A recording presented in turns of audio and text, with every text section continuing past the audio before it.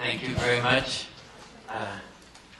You know, of our talks today, 3 of them specifically had to deal with various aspects of Fethullah Gülen's approach to Sufism, but they take up very different approaches to this. Professor Kilich's paper takes up a biographical approach to exploring the Sufi elements in Gülen's thought. I'm really grateful to Professor Kilic for recreating, as he did, the spiritual and intellectual atmosphere of Erzurum in the late 1940s. And we see Gülen growing up in a family where both his mother and his father were disciples of Muhammad Lutfi Effendi, prominent Sufi of the Naqshbandi Khalidi order. Then we see this influence upon him very early in his life. This was the kind of religious circles he was living in. But remember, there are no tekkes. They've already been suppressed.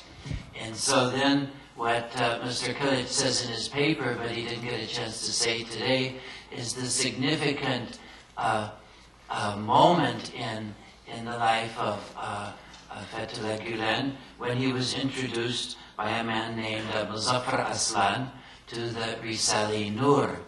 And Mr. Kilic goes so far as to even suggest that although some followers of the readers of the Risale-i Nur might disagree, he sees Mr. Gülen almost as a Pirisani, as the second Pir, or the second Sheikh of the Nur movement. And so then he continues with 2 particular points, which he really didn't, unfortunately, get to expound on. One is Mr. Gülen's approach to Wahdatul Wujud, in which he really takes up an approach. You can see very clearly the influence of Ahmad Sirhindi in his Wahdat al-Shuhud. In other words, to a Sufi who is really illuminated and full of the presence of God and aware of this. It seems like all reality is one. But this is a psychological reality rather than, we might say, a metaphysical one. And the second passage that Mr. Kilic offers us is a very beautiful passage taken from Gülen on kind of a nostalgic view of the tekke, which by then had been abolished or suppressed in Turkey, as kind of a place of peace and holiness and goodness.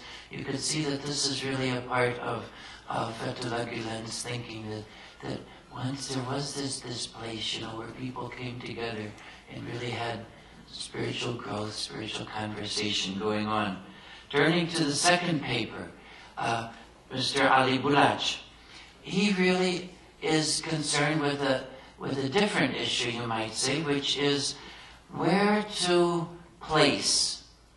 locate Fethullah Gülen within the intellectual history of Muslim societies. He begins by noting the different role played by civil society as the way it developed in the West. From that, we find what we find in Turkey. In the West, civil society developed in order to support democracy against autocracy, to support secularism against theocracy. Whereas in Turkey, it's the secular intellectuals who we're seeing the opposite, who exclude the religious point of view, who establish an intellectual hegemony, who support state authority against independent efforts of civil society. So this is a very different context. So he sees 2 Islamic responses to this situation. One is what he calls statutory Islam, and the other is civil Islam. Statutory Islam is concerned about an Islamic state taking power and then governing well. It doesn't tolerate diversity. Civil Islam is more concerned about revising people's mentality, personal transformation, the importance of society overstate the idea of context, the idea of the necessity for change. So Mr. Gülen suggests that the starting point, that statutory Islam is trying to answer the wrong question. Its question is, why have Islamic societies fallen behind the West? And trying to answer this wrong question, it comes up with either an aggressive stance, well, the West isn't all that good, or it comes up with an apologetic stance. Actually, Islamic societies are just as good as the West, if not better. He says that they get the wrong starting point. Civil Islam, which he sees Fethullah Gülen is one of the really good exponents of, and he says the question they're asking is, what can Islam offer the modern world?